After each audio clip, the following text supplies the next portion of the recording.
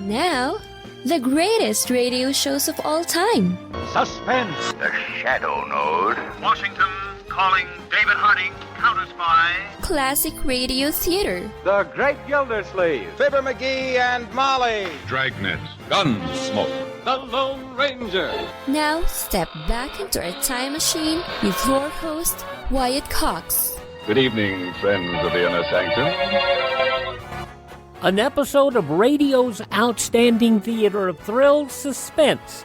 This episode, from January 10th, 1960, is about somebody who, well, keeps money hidden in their home, and somebody who finds out and wants that money. The episode entitled The Long Night. And now, another tale well calculated to keep you in suspense. The Long Night by Walter Black.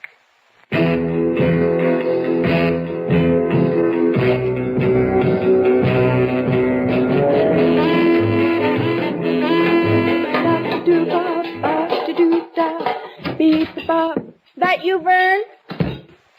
Hey, why'd you shut the radio off? How you can stand all that caterwaulin's beyond me. Nobody's asking you to listen. That's why I shut it off. Supper ready? In a minute. You better wash up. Anybody drop around today? Oh, sure. Hundreds of people. I asked you, Betty Lou. Anybody drop around? Just old Mr. Collins to pick up the eggs. I saw him. Nobody else? Nobody else. Somebody called. I heard the phone around 3 o'clock. Jessie Froelich. She and Gus might drop over tonight. Hand me the soap. Here. Where'd you go in the car? I went to town and bought 4 yards of dress material out of my egg money. Oh, and I saw the spring coat in Pendleton's window, Vern, honey, and, oh, honest, it's beautiful. Hand me the towel. It's marked down to $30, and, well, I got $7 from my egg money still left, and, well, Vern, honey, could you lend me $23? How many times do I have to tell you we got no money to throw away? Oh, I'll pay you back. That's not the point.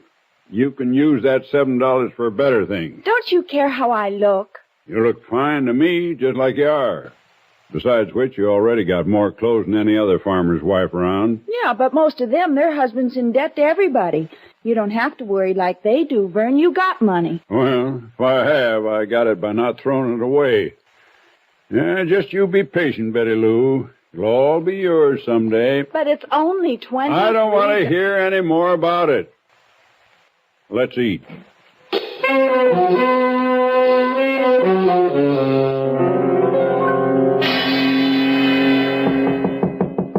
Be right there. Oh, hi, Mr. McCall. Miss Meeker, Vern around? He's out feeding the stock. Why? You haven't heard the news, huh? What news? It's been on the radio every half hour since 5 o'clock. Oh, thanks for reminding me. I meant to turn it back on. Vern don't care much for the radio. What news you talking about, Mr. McCall? A man escaped from State Hospital, George Porter. No kidding. He's armed and he's dangerous, plenty dangerous. Oh, gee, is he a killer? Well, that's what they put him away for. Sheriff figured we'd better warn everybody in the area. I just came from the Collinses, and the Hinsons are next on my list. You tell Vern, huh? Hey, wait a second. What are we supposed to do? Ain't supposed to do anything, Miss Meeker. Just stay indoors and notify us if you hear anything suspicious. Oh, don't you worry none. We'll get him. Yeah, but well, what if he comes here? Well, ma'am, if he walks up to the door and you ask him who he is and he tells you, then don't let him in. Mighty dark night. Lock your door, Miss Meeker. Oh, don't worry.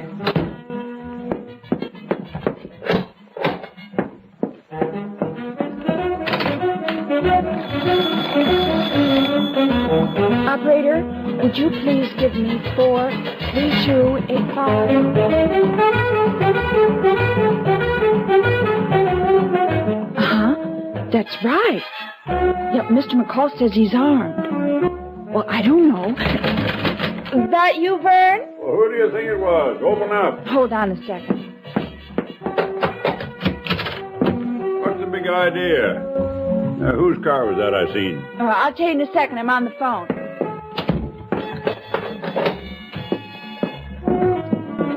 Hello? All right, Jesse. I'll be talking to you. That was Jesse Froelich. I called him to tell him not to come over tonight. Why? There's a crazy killer running around loose, that's why. A murderer's escaped from State Hospital. That car you saw, that was Deputy McCall. They're warning the whole neighborhood, so don't you dare go out there again tonight.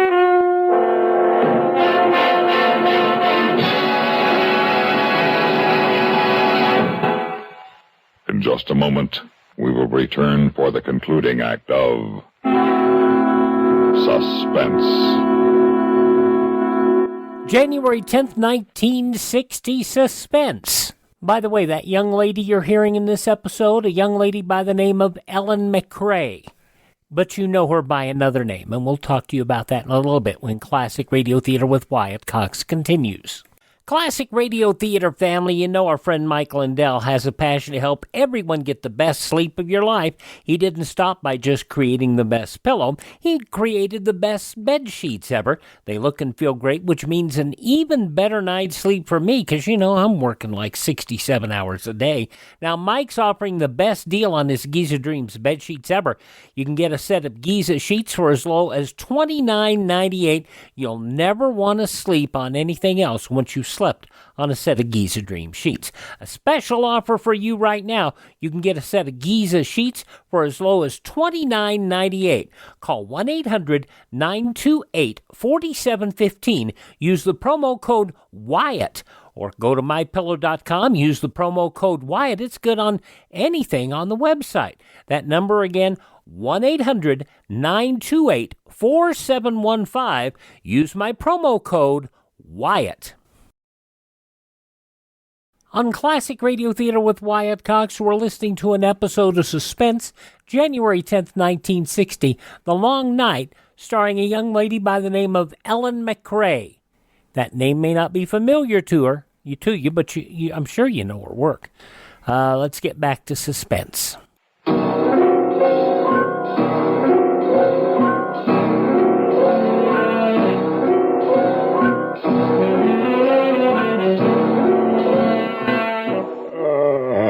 Gosh. It's 9:30. I'm going to bed. And leave me down here alone? No law says you can't come with me. But I'm not sleepy. Suit yourself. Don't forget to turn off all the lights.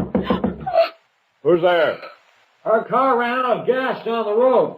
Can we use your phone, please? Oh, no, Vern, it might be some kind of trick. Who are you? My name's Jeffries. My wife and I are on our way back to Terre Haute. Make his wife say something. Your wife with you? Of course. I'll tell her to say something. I'm Mrs. Jeffries. Please, won't you let us use your phone? Oh, it still might be a trick. And not likely he'd have a woman with him. I don't care. Tell him to go away or you'll call the police. No call to get so worked up. We got to be sure who you say you are. Slip your driver's license underneath the door.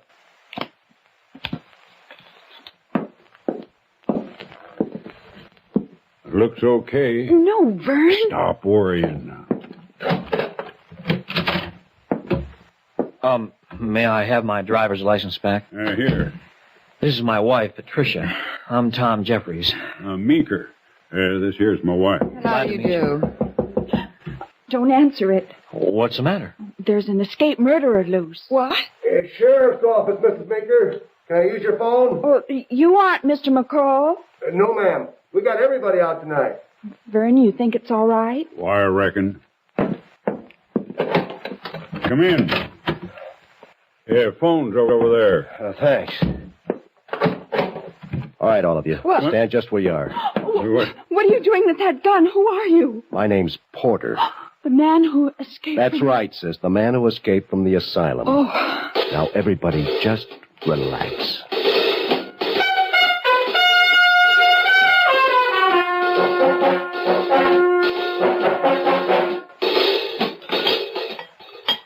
Yeah, you got any more of that pie, sis? In the kitchen. You, farmer, get it. Get it yourself. Oh, big man. There, you wouldn't act so tough without that gun. Well, I'll put the gun away, big man. I thought so. All talk, huh? I can't say as I blame you. See what I got in my left pocket, farmer? A knife. That's right, lady. Knives are nice and quiet, you know. You think I'm bluffing? No. You ain't ever been in a hospital for the insane. If you got out, you'd want to stay out. You'd do anything to stay out. Anything at all. All right, all of you, sit down.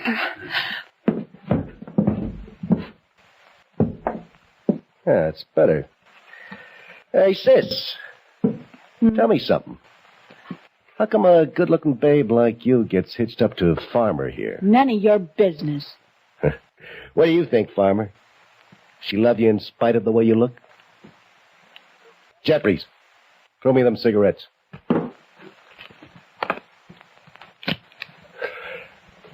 I got a theory, big man. You look old enough to be wifey's papa. You must be loaded. Is he, sis? How much has he got in the bank? Or maybe he don't trust banks. Maybe he shoves it under the mattress. Is that it, sis? Don't you tell him anything, Vern. I ain't anything to tell. All I got is what you see right here. Oh, I'll bet. How about it, Jeffries? He's loaded, ain't he? I wouldn't know. Oh, we just met the Meekers. Our car ran out of gas. Oh, is that and a fact? Tough luck, ain't it? Well, that's the way it goes. Let's get back to your money, big man. I gotta have some of it. Okay, stay where you are. You, farmer, go answer the phone. And just remember to sound real natural, because this knife is awful sharp.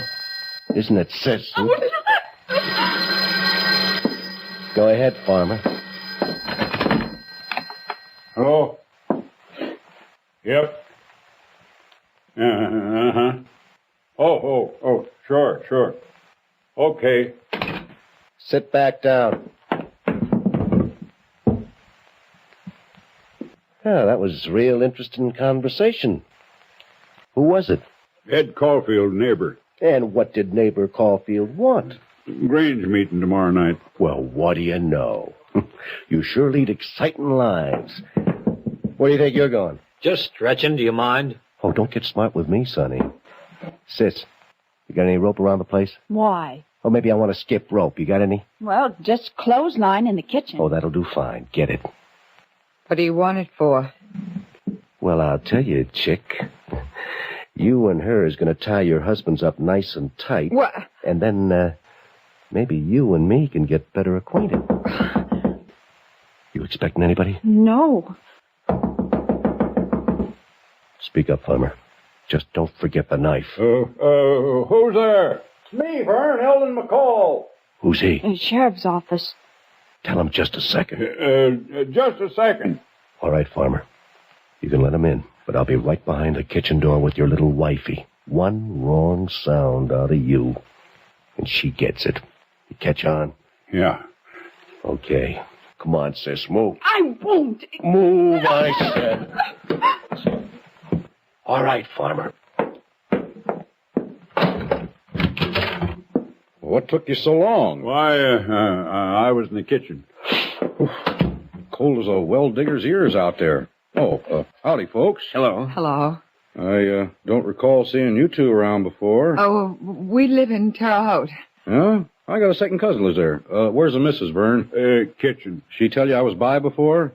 Well, Sheriff's having us all double back. Looks like Porter might be in the area still. Well, we don't know for sure, but chances are he is. So if you hear anything, call us. How'd you two get here? Huh? I didn't see any car out front. We walked from the highway. We ran out of gas. Oh, want to lift back to town? Oh, yes. Yes. We can't, hon. Huh? We've already called a garage. Oh, well, I'll be on my way. Officer! Yes, ma'am? Wouldn't you like a cup of coffee? Oh, I would for a fact. I just haven't got the time. Thanks anyway.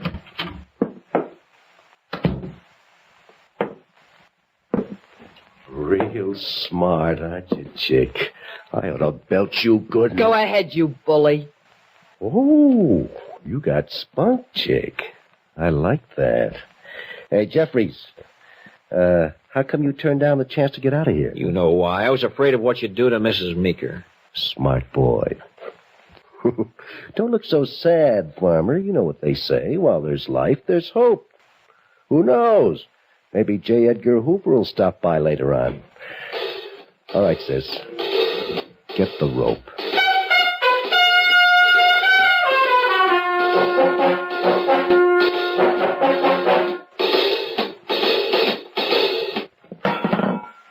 Any more beer in this joint, sis? No.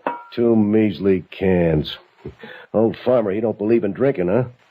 What do you believe in, Farmer? Money? Where you got it stashed away? You can tell us. We're all friends here. I want some water. Okay. Get him some water, chick. Yeah. See? You name it, you get it. I'm real accommodating if you treat me right. You don't want to believe all them stories about me. Anybody'd do what I done if he got mad enough. Let me tell you something else. There's lots of guys in padded cells who are saner than most people on the outside. Here you are, darling. Thanks, honey. Oh, ain't that sweet, Farmer? Hear her call him darling? How come Sis don't ever call you that? How long you going to keep us tied up? Oh, maybe a day, maybe a week, maybe a month. What do you care? You ain't going no place. Yeah, like I was saying, being over in the hospital's no sign of anything at all. I just had a smart lawyer, pleaded insanity, and got away with it. Only now, I don't know how smart he was. I might have gotten off with life. Might have been up for parole in 20 years. Hey, sis, turn on the radio. Yeah, I feel like dancing. Who wants to dance with me? You, chick. Yeah, come on. No. You don't want to be like that, chick. Leave her alone. Or you do what?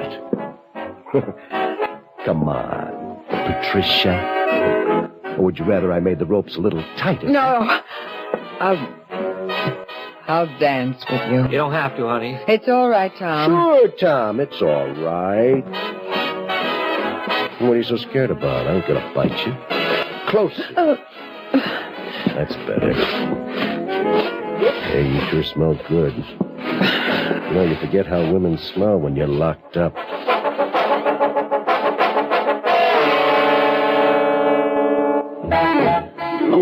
Please, it's after 2. You can't keep them tied up all night. Oh, sure I can, sis. We never did anything to you. Why can't you go away and leave us alone? You get your loving husband to cough up his money, and I might just do that. I can't stand any more of this, Vern.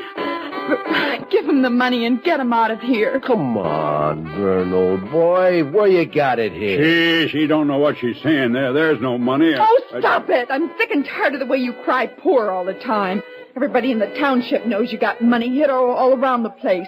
You want to stay tied up forever? Or worse, there ain't no amount of money worth a man's life, Farmer.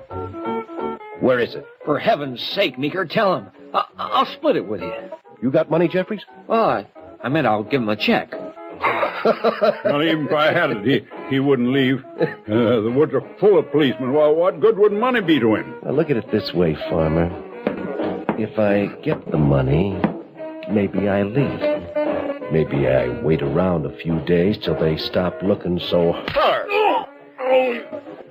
But at least that way, you stay reasonably healthy. Now, if I don't get the money, I stick around anyway. But you ain't going to enjoy it at all. Get it, big man?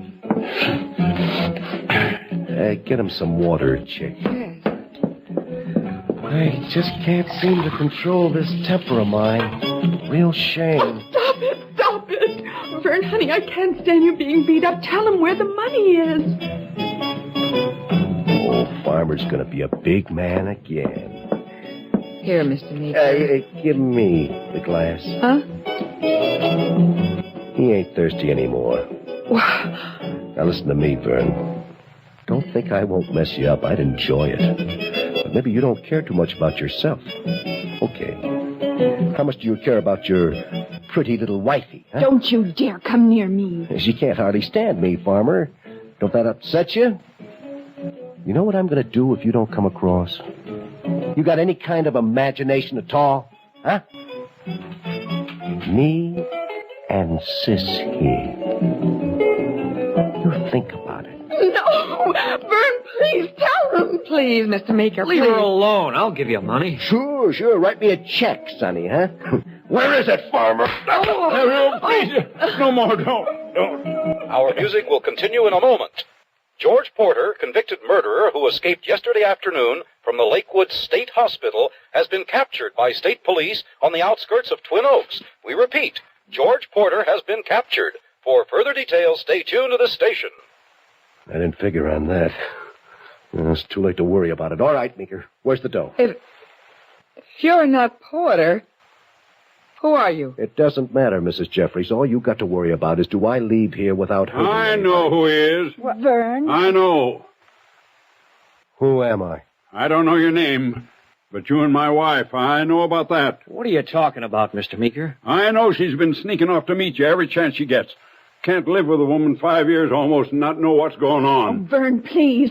Don't pay any attention to him, folks. He doesn't know what he's saying. I know, all right. Oh, I tried to pretend it wasn't happening, but that didn't work too good. After a while, it even stopped hurting. I figured it might blow over. And the conclusion of Suspense, starring Ellen MacRae, The Long Night, from January 10th, 1960.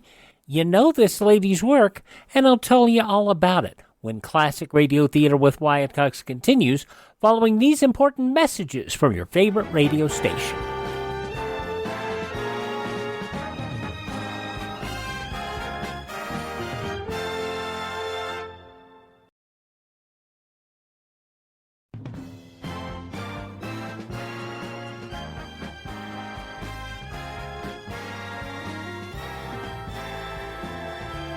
Thanks for tuning in to Classic Radio Theater with Wyatt Cox. Now the conclusion of Suspense, The Long Night, starring Ellen MacRae, from January 10th, 1960. How long did it take you to figure out who I was? I think I kind of knew all along. You're lying. Remember when I come back from my chores? Yeah. And you were on the phone? You said it was Jesse, and you were telling her not to come over. Well, later, after he got here, the phone rang again. I said it was Ed Caulfield. Well, it wasn't. It was Jessie to say she decided not to come over. Now, if you'd already told her not to, she wouldn't have called. So it had to be somebody who didn't want me to know about him. Him. You called him to tell him about Porter escaping. You figured that was a good way to get hold of my money without me knowing about you, too. Oh, right. I'm glad it's out. I'm in love with Bill, and he's in love with me. We're going away together. Do you hear? How I stuck it out this long, I'll never know. Quit jabbing the needle, Betty Lou. Okay, Meeker. Tell me where the money is and we'll clear out. And if I don't? We can do it the hard way, too. It's your choice. What's so funny? You are. You and her. There ain't any money, and there never was. Oh, I know. Everybody around thinks I got some hid away. That's how I got Betty Lou. That's how I kept her. But I haven't got any money. Oh, he's lying. Go ahead and search. Tear the place up. Doesn't matter now. You're telling the truth. There ain't no money. All this for nothing. Okay, the party's over. I'm leaving. Well, now, wait, Bill. I'll pack a bag. What for? Well, I'm going with you. Not without money, you ain't. But, Bill, you promised. What good are you to me without money? Find yourself another boy. Or stay with Farmer. Oh, here's a little souvenir. It ain't loaded. Oh, Bill, honey.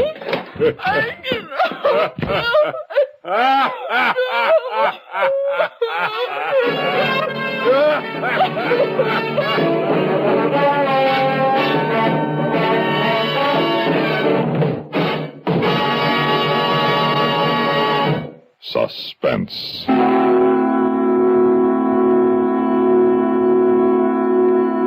You've been listening to The Long Night, written for Suspense by Walter Black.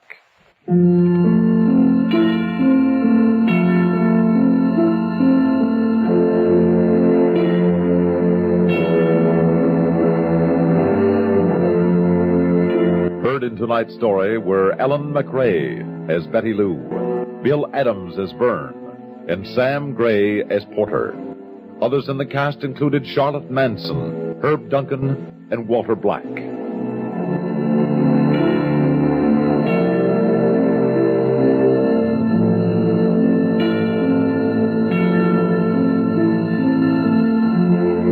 Listen again next week when we return with Turnabout, written for Suspense by J. Bennett. Another tale well calculated to keep you in suspense. So a little information on this young lady named Ellen MacRae. She was a dancing girl on the Jackie Gleason show in 1955 under the name Erica Dean. She decided to become an actress and chose the name Ellen MacRae as her professional name because she didn't think the name of Edna Ray Galuli would be a good name to be an actress. Well, in 1964, she married Neil Burstyn, and changed her surname to Ellen Burstyn. And as far as I can tell, this is Ellen Burstyn's only radio acting credit. But she did win an Academy Award, a Tony Award, 2 Primetime Emmy Awards. She has the Triple Crown.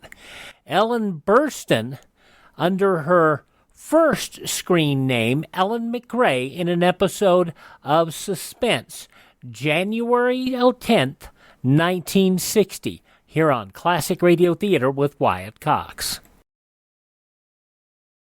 I have to tell you, that was an unexpected star we had on our suspense program today. But now we're going to have some expected violence. In yours truly, Johnny Dollar, part 2 of the 5-part story, The Todd Matter, as it was originally broadcast January 10th, 1956. From Hollywood, it's time now for... Johnny Dollar. Dan Mapes, New York Police Department, Mr. Dollar. Oh, hi. I just went over your statement to the officers who went to the scene of the shooting. Pretty rough business. Yeah. How's the girl? She hasn't regained consciousness. We've got to get on with this, Dollar. There's some questions I want to ask you. Sure. Glad to do what I can. Where can I meet you? What's the matter with right here at headquarters? Okay. Say in about an hour? Make it a half an hour. I said I want to get on with the case. Room 212, Sergeant Daniel Mapes. Okay, Sergeant. I'll be there.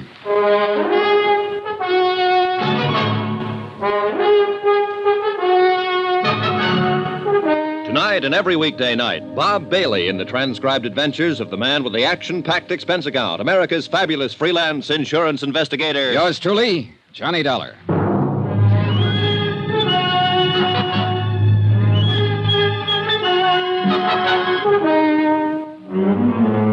Expense account submitted by Special Investigator Johnny Dollar to 4 State Insurance Company, Wilmington, Delaware. The following is an accounting of expenditures during my investigation of the Todd Matter, a burglary that occurred 6 months ago, but the murder try occurred only a few hours ago.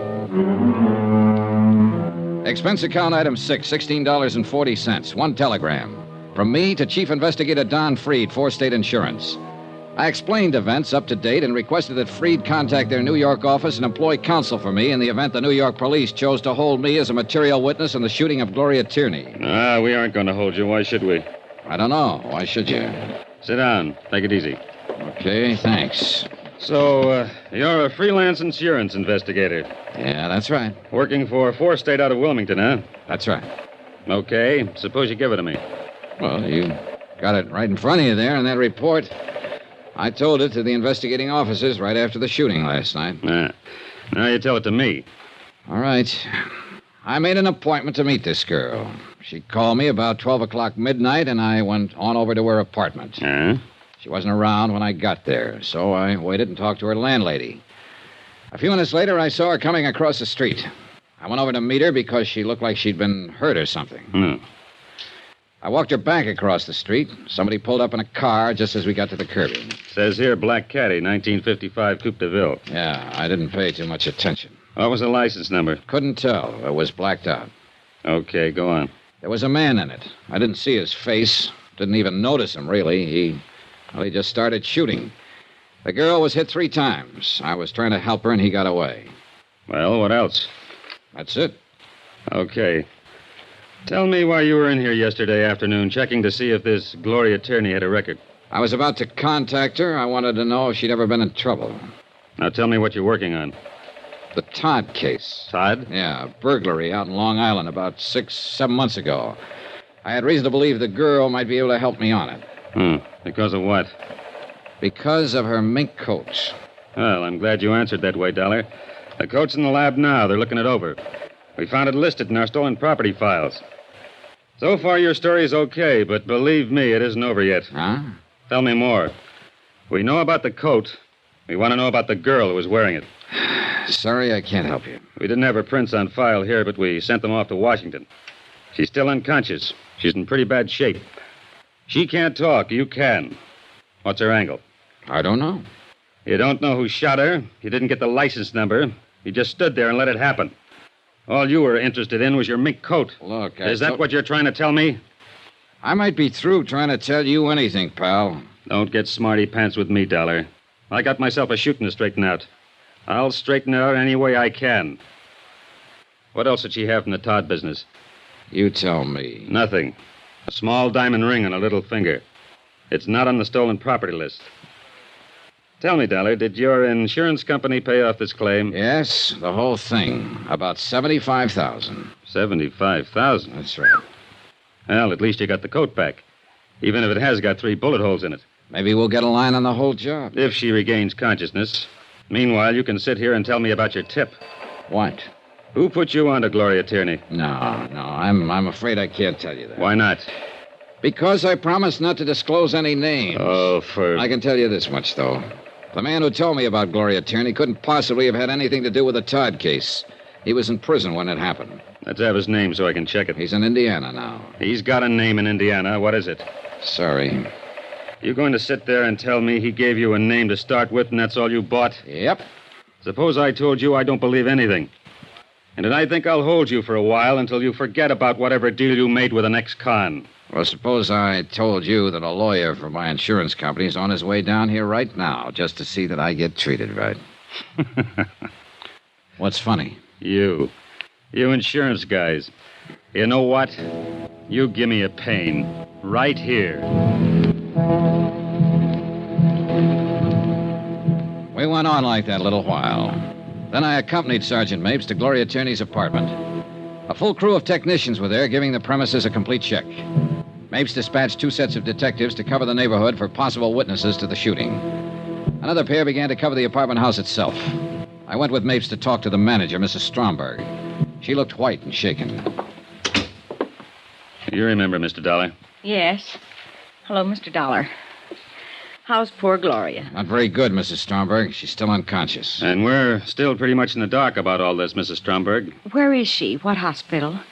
I'd like to go see her. Maybe there's something I can do. The best thing you can do is try to help us find out who shot her. She's at the police emergency hospital right now, Mrs. Stromberg. I'll have them phone you when she can see people. Thank you. Oh, what an awful thing. Well, what's it all about? Why would anyone want to shoot Gloria? We hope we can ask her that question. Right now, we're going to try to find out all we can, and maybe you can help us. Well, I hope so. What can I tell you? Where she worked, how she lived, what people she knew. Oh, dear. Yesterday, you told me you'd known her for a year. Yes, ever since she moved in. All right. Was she a nice girl? Of course she was a nice girl. Quiet, minded her own business. Where's she work at? Well, I don't know. I mean, Gloria doesn't work as far as I know. Who pays her rent? She always gave me a check. Who gave her a check? Well, I really don't know. Don't you know anything? What's the matter with you? Well, I'm trying. Mapes, why don't you go sit down? All right, I'll sit down here. Mrs. Stromberg, what can you tell us about her? Do you know where we can contact her family? Think about it. Well, I don't know. I know they live in California somewhere, but that's all I do know. She talked about them now and then. Uh-huh. How about her friends here in town? What about them? Well, for instance, the man who drove the black Cadillac last night. I never saw that car around here before. Did she talk about her friends to you? Why, no. She's a pretty girl, young. Boyfriends? Oh, yes, she did talk about them now and then. Do you suppose one of them had something to do with this? Mrs. Stromberg, some guy pulled up in a black caddy last night and pumped 3 slugs into her. She acted funny before that, according to you. Run out when she was supposed to meet Dollar here. Don't you know if any of her friends drove a car like that? No. You know this, but you don't know that. What kind of a friend were you? What? What kind of a friend were you? That girl's lying in a hospital right now.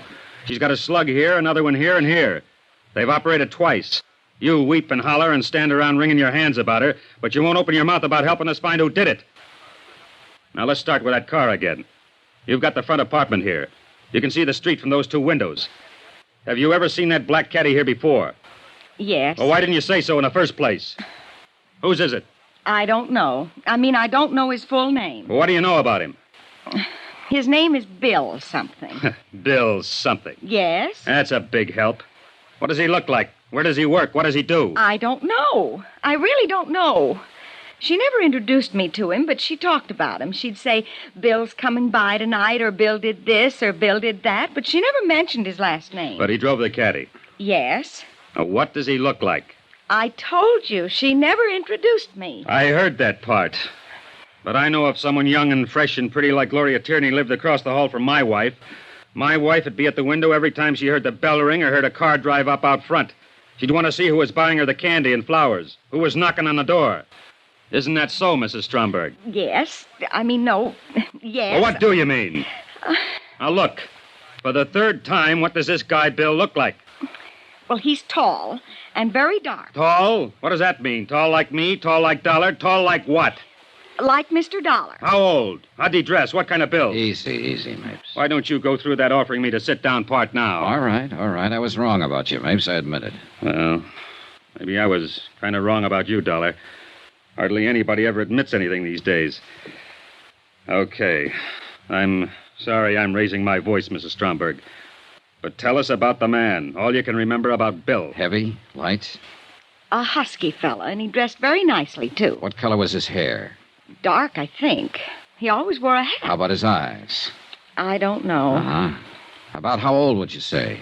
Oh, 30, maybe 35. I'm not very good at ages. How often did he come here to see her? Oh, once or twice a week. Gloria's been going with him? Yes. Did she ever mention where he works or what he does? No, she never mentioned that. Do you have any idea how long she's known him? How long she's been going with him? Well, I have no idea. I just know he's been coming to see her ever since she moved in here. This, Bill. Would you say he had money, Mrs. Stromberg? Yes, I'd say so. He drove that big, expensive car and always dressed so nice. And, of course, he gave Gloria that coat. The mink coat? Yes. Hmm. Do you know if he ever gave her any jewelry? I don't know. I don't think so. Gloria'd usually run across the hall and show me when he gave her something. Mostly they were small gifts, candy, and things like that, but I don't remember if he ever gave her any jewelry. Did he ever bring any friends here? I don't know. All right. Was Gloria going to marry him? Oh, she never talked about it. You sure about that? Yes, she never said, and I never asked. Why? Why not? Well, I don't know. I never asked her. I wanted to, but I never asked her. You think right away I've been a busybody watching that girl and so on. Well, yes, I watched her from time to time, and I was her friend here. But there are some things we just didn't talk about. There sure were. Well, as you ask me questions, I realize how much we didn't talk about. I can't tell you where she came from or where her family is or who Bill is or what she planned for the future. I just know she was a nice, decent, honest sort of a girl. Yes, we got that impression, Mrs. Stromberg. Anything you want to ask, Dollar? No. My apologies again for raising my voice. Thank you for the information, Mrs. Stromberg. Come on, Dollar. Okay. Goodbye. Goodbye. Goodbye. Well, you got it out of her. Yeah, but I don't trust her. Took too much work. Are you really as tough as you look? Sure. You're a good cop, Mapes. Thanks. I like to have somebody mention that every 5 years. Well, better get out this guy's description. Yeah. There's a hall phone right there. Uh-huh.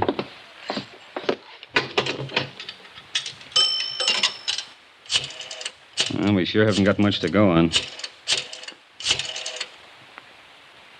Communications, please. Yes, Dan Mapes. I want an APB out on... What? Oh, I'll give it to you later. Johnny, the hospital phoned in 2 minutes ago. Gloria. Yes. They think she's dying.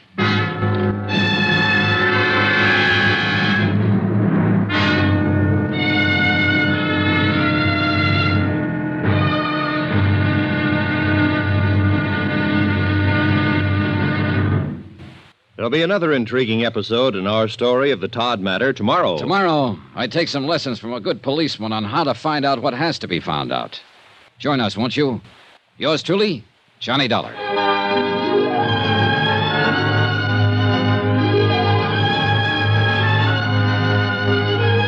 Yours truly, Johnny Dollar, starring Bob Bailey, is transcribed in Hollywood. Written by John Dawson, it is produced and directed by Jack Johnstone. Be sure and join us tomorrow night, same time and station, for the next exciting episode of Yours truly, Johnny Dollar. Roy Rowan speaking.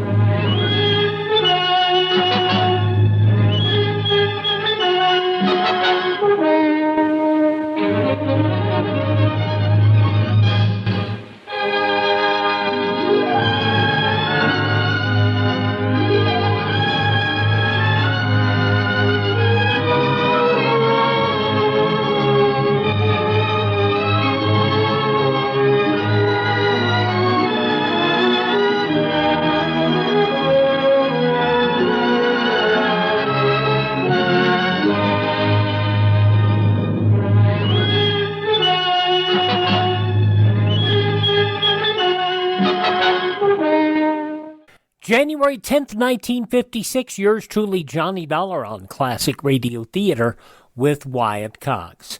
Visit Ted over at RadioMemories.com. He provides programs on cassette, CD, or flash drive for your computer.